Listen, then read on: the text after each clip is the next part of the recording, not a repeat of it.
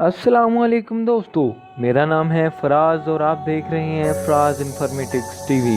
दोस्तों, वीडियो का आगाज़ करने से पहले मेरी आपसे गुजारिश है कि मेरी वीडियोस को लाइक ज़रूर किया कीजिए ताकि इल्मी, अदबी और तारीख़ी वीडियोस का तसलसल बरकरार रखा जा सके। नीज़ मेरे चैनल को सब्सक्राइब कर लीजिए ताकि तारीख़ी और मालूमात से भरी हुई वीडियोस मुख्तलिफ अदवार में आप तक बआसानी पहुँचती रहें। इस्लामी तारीख़ के 10 ताकतवर तरीन वो तुर्क बादशाह जिनका नाम लिए बगैर इस्लामी तारीख़ मुकम्मल नहीं होती, जिसको आज हमने अपना मौज़ू सुखन बनाया है। तो चलिए वीडियो का आगाज़ करते हैं। नंबर 10, औरंगज़ेब आलमगीर, जिनका असल नाम मुहय्यिद्दीन मोहम्मद था। ये मुग़ल सल्तनत के 6वें तुर्क बादशाह थे, जिनका दौरे हुकूमत 1658 से लेकर 1707 तक का है। औरंगज़ेब आलमगीर मुग़ल बादशाहों में वो पहले बादशाह थे जिन्होंने कुरान मजीद हिफ़्ज़ किया था। अपनी जवानी में ही औरंगज़ेब आलमगीर ने अपने बाप से हुकूमत छीन ली थी और अपने बाप शाहजहाँ को कैद करवा लिया था। औरंगज़ेब आलमगीर ने बादशाह बनते ही इस्लामी हुकूमत का निफाज किया और शराब नोशी, नाच गाने पर पाबंदी लगा दी। और फिर औरंगज़ेब आलमगीर ने उभरती हुई सल्तनत मरहटों के ख़िलाफ़ जहाद किया, जिसमें उन्हें बहुत हद तक कामयाबी भी मिली और इन्होंने मरहट्टा सल्तनत के परखच्चे उड़ा दिए। औरंगज़ेब आलमगीर ने 1707 में वफ़ात पाई। नंबर 9, शाह अब्बास अव्वल, जो कि सफ़ी सल्तनत के ताकतवर तरीन बादशाह थे और जिनका दौर सफ़ी सल्तनत का कामयाब तरीन दौर कहलाता है। आप 17 जनवरी 1571 को इराक में पैदा हुए थे। शाह इस्माइल सफ़ी को जब से उस्मानियों के हाथों शिकस्त हुई थी, तब से सफ़ी सल्तनत ज़वाल का शिकार थी। पर शाह अब्बास अव्वल के इक़्तिदार पर आते ही 1602 में इन्होंने उस्मानियों के हाथों से अपने खोए हुए इलाके वापस हासिल कर लिए और आपने 1630 में वफ़ात पाई। नंबर 8, जलालुद्दीन अकबर, मुग़लिया सल्तनत के तीसरे तुर्क बादशाह थे। ये 15 अक्टूबर 1642 में पैदा हुए। ये वो दौर था जब सूरी ख़ानदान के पठान बादशाह शेर शाह सूरी ने अकबर के वालिद से सल्तनत छीन ली थी। अकबर ने तख्त नशीन होने के बाद 50 साल हुकूमत की। इस दौरानिया में इसने तमाम बगावतों को कुचल दिया और बहुत सी जंगों में अपने दुश्मनों को शिकस्त दी। अकबर की फतूहात ने मुग़लिया सल्तनत को ज़वाल से निकाल कर उरूज की बुलंदियों पर ला खड़ा किया, लेकिन हिंदुओं को राज़ी करने के लिए इसने जो दीन इलाही से हटकर नया दीन मुतारिफ करवाया था, इसने इसकी साख्त को खाक में मिला दिया और जलालुद्दीन अकबर ने 13 अक्टूबर 1605 में वफ़ात पाई। नंबर 7, सुल्तान महमूद गज़नवी। सुल्तान महमूद गज़नवी, जो कि गज़नवी सल्तनत के पहले तुर्क बादशाह थे। गज़नवी सल्तनत इस्लामी तारीख़ की अज़ीमुश्शान सल्तनत है। इसका बॉर्डर ईरान से लेकर पंजाब तक फैला हुआ था। सुल्तान महमूद गज़नवी ही वो पहले हुक्मरान थे जिन्होंने सुल्तान का लक़ब इख्तियार किया था। सुल्तान महमूद गज़नवी ने अपने वालिद की वफ़ात के बाद 998 ईस्वी में तख्त संभाला था। सुल्तान महमूद गज़नवी का सबसे ज़्यादा मशहूर कारनामा हिंदुस्तान पर सितारा हमले थे। इन सितारा हमलों में से सबसे ज़्यादा मशहूर हमला आखिरी हमला था।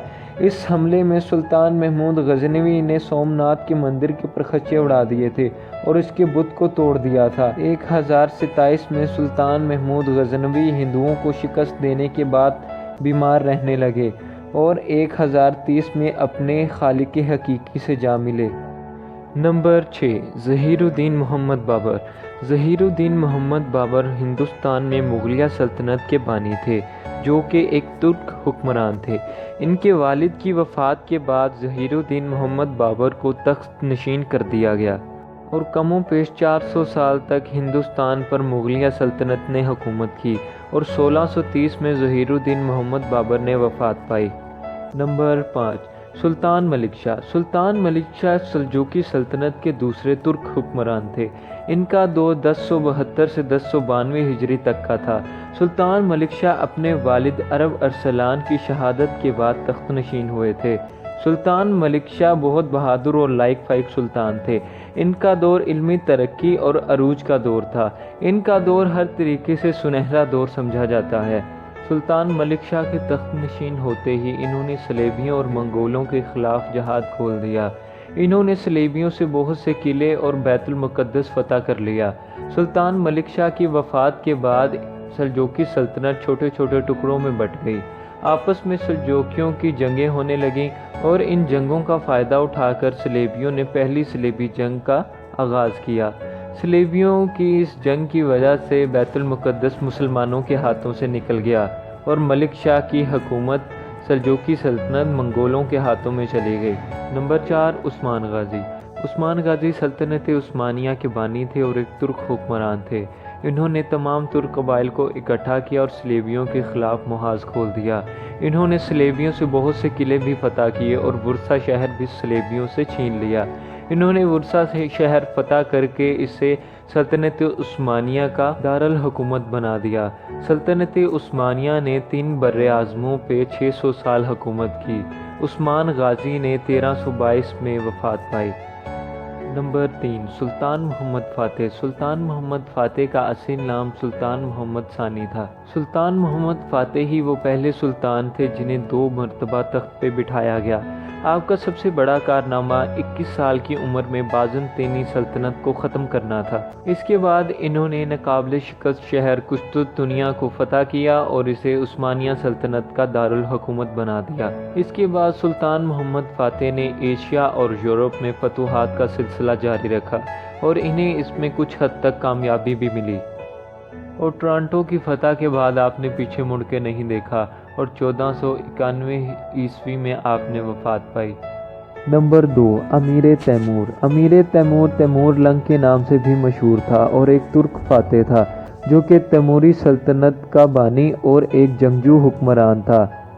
امیر تیمور بچپن سے ہی بالاکا ذہین اور حیران کن صلاحیتوں کا مالک تھا۔ اس کے 2 بڑے کارنامے تھے۔ اس کا پہلا کارنامہ 1402 میں عثمانیوں کے خلاف جنگ کرنا تھا اور عثمانیوں کو شکست دینا تھا، اور دوسرے نمبر پہ اس نے دہلی پہ حملہ کر کے لاکھوں مسلمانوں اور ہندوؤں کا قتل عام مچایا تھا۔ اس نے 1405 میں وفات پائی تھی۔ نمبر 1، سلطان سلمان القانونی۔ سلطان سلمان القانونی جو کہ سلطنت عثمانیہ کے 10ویں حکمران تھے، یہ بہت زیادہ طاقتور اور حیران کن صلاحیتوں کے مالک تھے۔ ان کا دور سلطنت عثمانیہ کے لیے کامیاب ترین دور تصور کیا جاتا ہے۔